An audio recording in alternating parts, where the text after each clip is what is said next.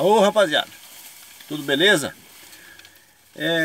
Eu vim aqui para falar para vocês sobre o que é um assentamento agrário. O que vem a ser a distribuição de terra, o que vem a ser a distribuição de capital, como a esquerda fala.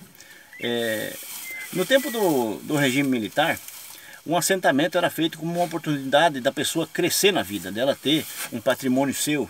Então o governo distribuía as terras, terras essas que não eram invadidas não, tá? Não eram tomadas de ninguém, eram terras que o governo ou eram devolutas ou o governo comprava com documento, pagava, tá? Chama-se desapropriação, não é despropriação não, é desapropriação. O fazendeiro de bom grado queria vender a fazenda e o governo comprava e distribuía em pequenas parcelas, pequenos produtores. Com isso, os pequenos produtores tinham condições de ter o seu pedacinho de terra e produzir, certo? Mas esse pequeno pedacinho de terra não é que nem é hoje uma mixaria de terra que você não consegue se virar não, tá? Era o contrário, pegava a pessoa que estava numa mixaria de terra e dava para ele 100 hectares, 200 hectares para que pudesse ter uma produção que correspondesse para que ele pudesse sobreviver em cima dessa terra, tá? O governo, na época do regime militar, ele acompanhava os assentamentos. Tá? O exército botava o 9º BEC, aqui no estado do Mato Grosso é o 9º BEC. Existem vários batalhões BEC no exército, que chama-se Batalhão de Engenharia e Construção.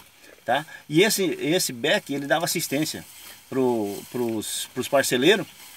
O governo mandava a Cobal. Quem mais antigo aí deve lembrar da Cobal. A Cobal era o mercado do governo que dava assistência para que esses parceiros já tivessem o que se alimentar. Também mandava a Cibrazen.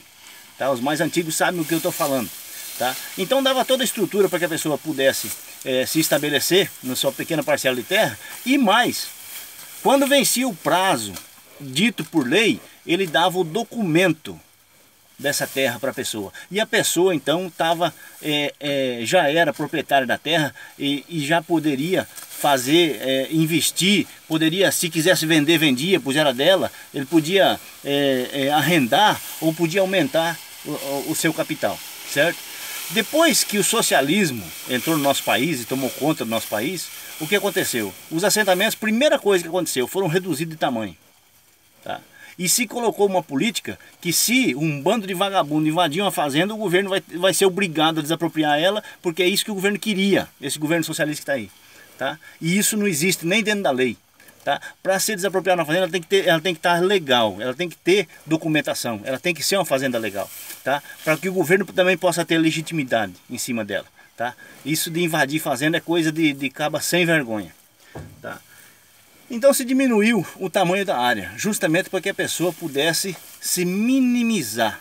E começou a se falar em agricultura familiar como se aquele proprietário, pequeno proprietário, quisesse sempre ser pequeno, que ele nunca pudesse ser um grande produtor. Ele sempre vai ter que ser pequeno produtor, certo? Então com isso, eles conseguiram manietar todos os assentamentos. Você conhece um assentamento criado pelo PT? Eu não conheço. Não estou dizendo que não tenha, mas eu não conheço, certo? Agora você veja bem, o que eles fizeram com o pequeno produtor? O pequeno produtor ele não pode criar gado branco, porque não se encaixa na política de agricultura familiar. Ele não pode plantar soja, porque não se encaixa na política de agricultura familiar. Ele não pode, mesmo que passou o prazo dos 10 anos, eles não te dão documento da terra. Tá? E sem documento você não pode fazer nada disso. Você não pode vender. Então se eu tiver 40 vaquinhas no meu pasto, onde eu tenho 40 hectares, eu não posso ter mais nenhuma. Eu tenho que começar a matar, a comer, fazer alguma coisa, porque eu não posso mais ter nenhuma. Tá?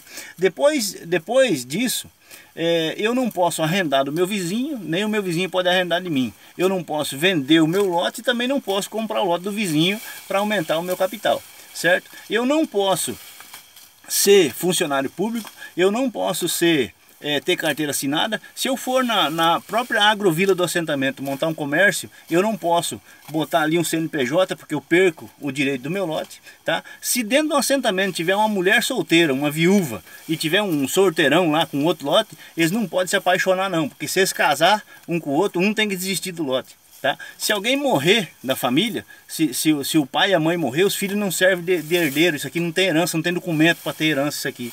Tá? Então fizeram do assentamento nada mais do que uma senzala de voto. Tá? Nós somos escravo eleitoral. Toda a época de política vem nos prometendo documento e nos enrolando, nos mantendo assim. Tá? Não existe perspectiva de crescimento. É como o Lula falou, nós temos que ter orgulho de ser pobre. Aqui, todo mundo, Lula, quer crescer na vida, meu amigo. Todo mundo quer ser alguém na vida. Tá? Em qualquer setor, em qualquer área. Aqui, nego velho, para você, ó, que eu tenho orgulho de ser pobre. Eu sou pobre pela circunstância, tá? Mas todo mundo quer ser rico, inclusive você. Só que você ilicitamente, tá? Mas todo mundo quer licitamente ter que crescer na vida, tá? Então, eu digo para vocês o seguinte. Por que Bolsonaro? Porque Bolsonaro fala essas coisas. Porque ele é desse tempo que a coisa dava certo, tá? Então, eu vou deixar um recado sobre o que é os assentamentos. Nós não temos nada a ver com o MST, tá? MST é um bando de fora da lei, tá? Não tem nada a ver com um assentamento legal, legítimo, tá? Que apesar de que nesse governo socialista isso não tenha acontecido. Um abraço, meus amigos.